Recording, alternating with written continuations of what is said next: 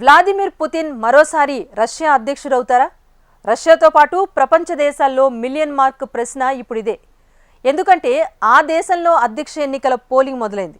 అది కూడా యుక్రెయిన్తో భీకరంగా యుద్ధం సాగుతున్న సమయంలో కావటంతో ప్రపంచం అటెన్షన్ అంతా ఈ ఎన్నికలపైనే ఉంది.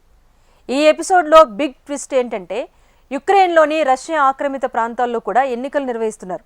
ఇదే సమయంలో అలెక్సీ నావల్నీ మరణం ప్రభావం కూడా ఈ ఎన్నికలపై ఉంటుందనే చర్చ జరుగుతోంది. అందుకే పుతిన్ గెలుపు పైన ఈ చర్చ అంతా. ఇంతకు రష్యా అధ్యక్ష ఎన్నికల్లో ఫలితాలు ఎలా రాబోతున్నాయి? ఒక్క రోజులో ముగిసిపోవాల్సిన పోలింగ్ 3 రోజులు కొనసాగించాల్సిన అవసరం ఏమొచ్చింది? ఆక్రమిత ప్రాంతాల్లో ఎన్నికల నిర్వహణ ద్వారా పుతిన్ ఏం చెప్పాలనుకుంటున్నారు? ఓవైపు భీకర యుద్ధం, మరోవైపు ఉధృతంగా పోలింగ్. రష్యా అధ్యక్ష ఎన్నికల్లో సంచలనాలు జరగనున్నాయా? పుతిన్ మరోసారి రష్యా అధ్యక్షుడు కావడం ఖాయమేనా?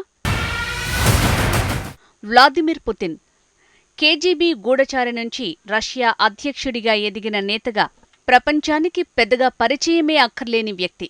14 కోట్ల మంది రష్యన్లకు పుతిన్ ఓ హీరో. అందుకే 4 సార్లు ఆ దేశానికి అధ్యక్షుడయ్యారు. కానీ అదంతా గతం. ఇప్పుడు ఆ 14 కోట్ల మంది ప్రజలకు పుతిన్పై అదే అభిమానం ఉందని చెప్పడానికి లేదు.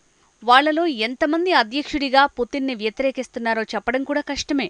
అందుకారణం ఉక్రెయిన్తో 2 ఏళ్లకు పైగా సాగుతున్న యుద్ధం, మాస్కోపై ప్రపంచ దేశాలు విధించిన ఆర్థిక ఆంక్షలు.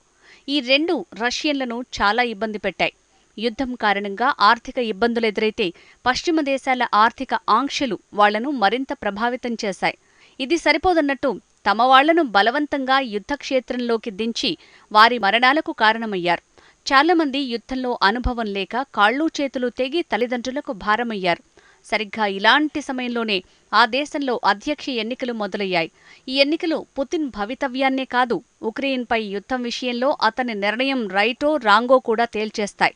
అందుకే ప్రపంచం దృష్టి మొత్తం ఇప్పుడు రష్యా అధ్యక్ష ఎన్నికలపైనే ఉంది. 14 కోట్ల మంది రష్యన్లలో పుతిన్కు ఎంతమంది మద్దతు దొరుకుతుందో చెప్పలేని పరిస్థితులు ఉన్నవేళ ఆ దేశ మీడియా, అక్కడి రాజకీయ విశ్లేషకులు మాత్రం మరోసారి తమ దేశానికి పుతినే అధ్యక్షుడు అని తేల్చేస్తున్నాయి. అయినప్పటికీ పౌర హక్కులను కాలరాస్తూ నియంత పోకడలతో దేశాన్ని ఏలుతున్నారంటూ పుతిన్ పాలనకు అంతం పలుకుతామని విపక్ష నేతలు శపథం చేసి ఎన్నికల బరిలో నిలిచారు. ఎన్నికల రణరంగంలో పుతిన్ని ఓడిస్తామంటూ liberal democratic party of Russia తరపున అభ్యర్థిగా Leonid Slutsky, new people party తరపున వ్లాదిస్లేవ్ దవాన్కోవ్, కమ్యూనిస్టు పార్టీ నుంచి నికోలే ఖరిటోనోవ్ బరిలో నిలిచారు. కానీ దేశ ఓటర్లలో పుతిన్కు 75% మద్దతు ఉందని, ఈ ముగ్గురు తలో 5% ఓట్లతో సరిపెట్టుకుంటే అదే గ్రేట్ అంటూ ప్రీ పోల్ అంచనాలు విశ్లేషిస్తున్నాయి. ఎన్నికల బరిలో ఏ అభ్యర్థి నిలబడాలి అనేది రష్యాలో దాదాపు సెంట్రల్ ఎలక్షన్ కమిటీనే నిర్ణయిస్తుంది. పుతిన్కు వ్యతిరేకంగా బరిలో దిగిన ముగ్గురు నేతలు ఉక్రెయిన్తో యుద్ధాన్ని వ్యతిరేకించలేదు. యుద్ధాన్ని వ్యతిరేకించిన ఏకైక విపక్ష నేత బోరిన్ నదేహ్దిన్ని బరిలో నిలవకుండా సీఈసీ అడ్డుకుంది. అభ్యర్థిత్వానికి సరిపడా సంతకాలను సేకరించలేకపోయారని ఆయన అభ్యర్థిత్వాన్ని తిరస్కరించింది. మరో అభ్యర్థి ఎకటేరియా డుంటుసోవాను సీఈసీ ఇలాగే పక్కన పెట్టింది. మరోవైపు పుతిన్ను విమర్శించే ప్రధాన విపక్ష నేత అలెక్సీ నావల్నీ ప్రాణాలతో లేరు. ఎన్నికల వేళ జైల్లో మరణించడం మాస్కోలో పెను ప్రకంపనలే రేపింది. ఇక మిగిలిన స్లట్స్కీ, దవాన్కోవ్, ఖరిటోనోవ్లు దేశ సమైక్యత విషయానికి వచ్చేసరికి పుతిన్కు పరోక్షంగా మద్దతు పలుకుతారు.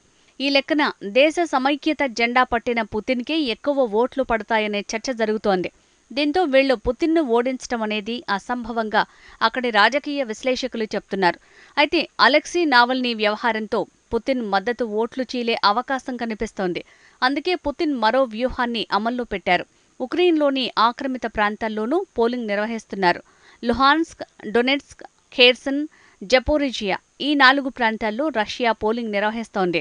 ఈ ప్రాంతాల్లో 2014 నుంచే రష్యా అనుకూల తిరుగుబాటుదారుల ఆధిపత్యం కొనసాగుతోంది. 2022 రెఫరెండంలో ఈ ప్రాంతాల్లో 99% ప్రజలు మాస్కోకు మద్దతునిచ్చారు. ఉక్రెయిన్ పాలనలో సుదీర్ఘకాలంగా బాధపడుతున్న వారు మాతృదేశం రష్యాలో విలీనం కాబోతున్నామని సంతోషం వ్యక్తం చేశారు.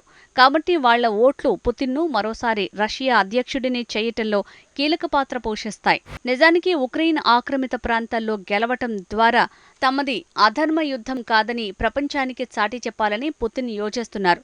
ఈ ప్రాంతాల్లో అంతర్జాతీయ నిబంధనలు ఉల్లంఘనకు గురయ్యాయని ప్రపంచ దేశాలు మొత్తుకుంటున్నా పుతిన్ పట్టించుకోవట్లేదు. ఇదిలా ఉంటే రష్యా పౌరులు ఆంక్షల చట్రం నిఘా నీడలో జీవిస్తారని పశ్చిమ దేశాలు ఆరోపిస్తుంటాయి. దీంతో పుతిన్ను ఇష్టపడి ఎన్నుకుంటున్నారా, లేదంటే మరో ప్రత్యామ్నాయం లేక పుతిన్కు జై కొడుతున్నారా అనేది పూర్తిగా ఎవరికీ తెలియదు.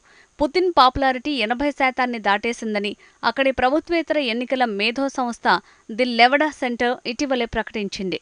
అయితే 2023 చివరి నుంచి దేశవ్యాప్తంగా పెరిగిన ద్రవ్యోల్బణం, నిత్యావసరాల ధర ఎగసిన నేపథ్యంలో పుతిన్ పాలనపై ప్రజల్లో ఆగ్రహావేశాలు పెరిగాయని సంస్థ విశ్లేషించింది.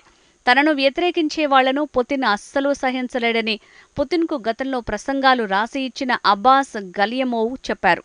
ఇలా పుతిన్పై వ్యతిరేక అంశాలు కూడా ఎన్నికల్లో ప్రభావం చూపే అవకాశాలు లేకపోలేదు.